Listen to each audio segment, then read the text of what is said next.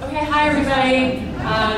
I just want to say quickly, I can't think of a better presentation to follow than Jerry's, because Rob and I are going to talk a little bit about Mingei and what it means. And as you'll see, it's kind of all about recognizing and preserving all these wonderful aspects of individual cultures from all over the world. So that's what our name is about.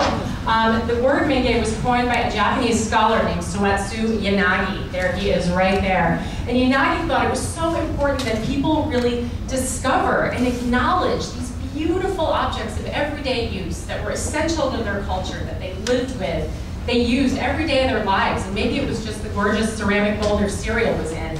This is what he had to say about why, well, it's what he had to say about Mingei, and it's why we collect. This is at the heart of our mission. It's vital that we can examine and enjoy the proofs of the culture, of the great mass of the people.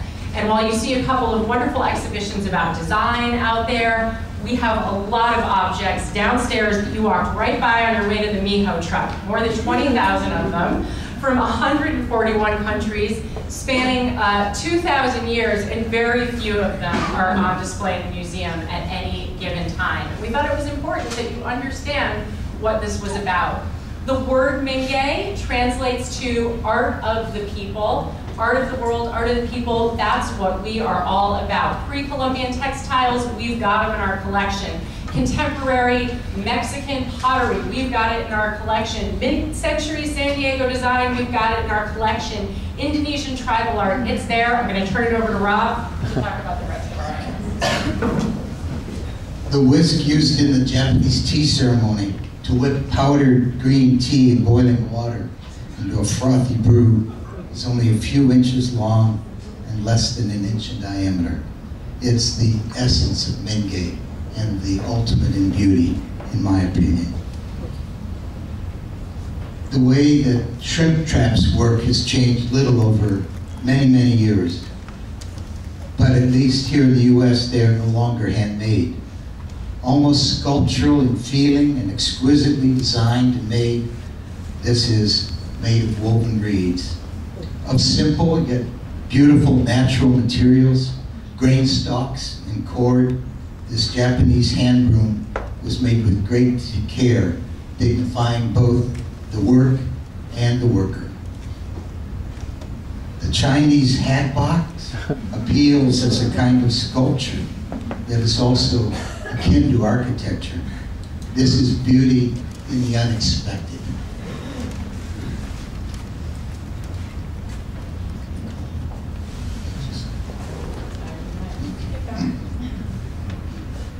Shaped like a bell a bit, this hard-kiln bed support from Africa serves the most ordinary utility, but it reveals in its form and fabrication the essence of artfulness.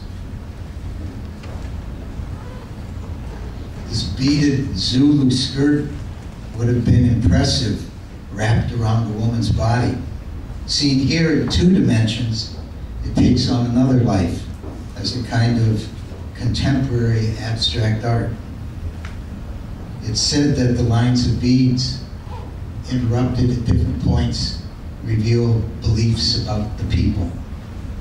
The festival donkey cart of Sicily has long been the most characteristic expression of their folk traditions. Created around 1925 by the Dano Company of Palermo, this still is used to take couples to their weddings.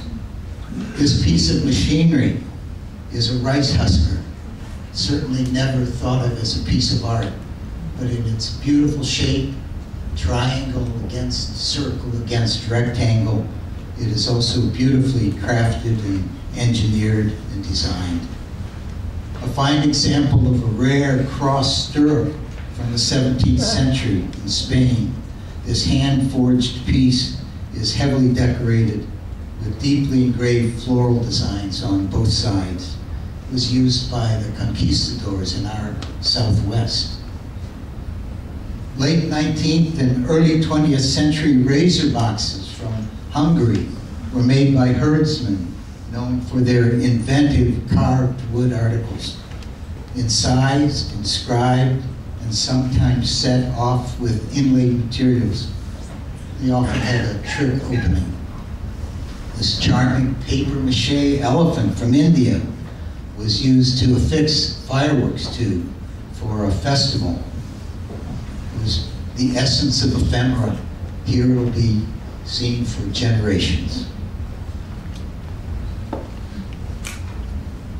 Once the treasured possession of a Japanese boy or girl who caught and kept crickets through the summer for their singing, this 2-level bamboo cage is today one of the museum's beguiling treasures.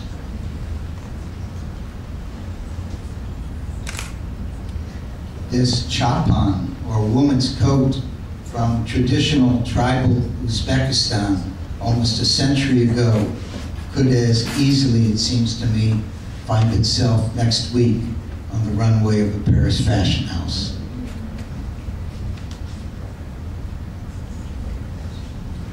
This music stand by Ward Neschrick, one of the most distinctive and important of U.S. furniture makers of the last generation, is as lyrical as the music it would hold.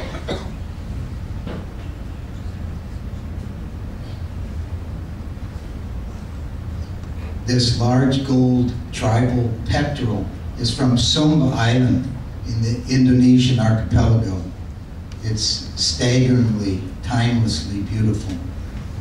It is at once folk art and high art, traditional art and contemporary art, combining and destroying all such labels. Thanks very much.